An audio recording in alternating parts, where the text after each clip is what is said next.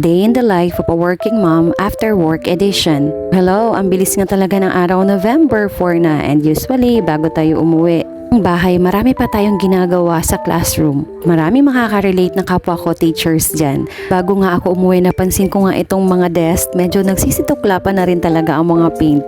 Fast forward, pagdating sa bahay, mag-half bath muna ako dahil kailangan ko naman ng time para sa aking daughter na si Adela. Usually kapag naabutan ko siyang gising pa, naglalaro kami or banding muna kami, pero kapag tulog, yun naman ang time ko para gumawa ng ibang paperworks. Ilang minutes nga lang kami nakapag-banding, nakatulog na ang bata, kung kaya't oras na naman para mag-prepare ng dinner. Ilabas ko na nga ito sa ref kanina. Bago ko nga ito ilagay sa ref ay ini-slice ko na para lalambutin na lang at hindi nakakain ng oras dahil nga limited lang ang time natin tuwing weekdays. Ganito lang talaga yung normal days namin kapag ka may pasok.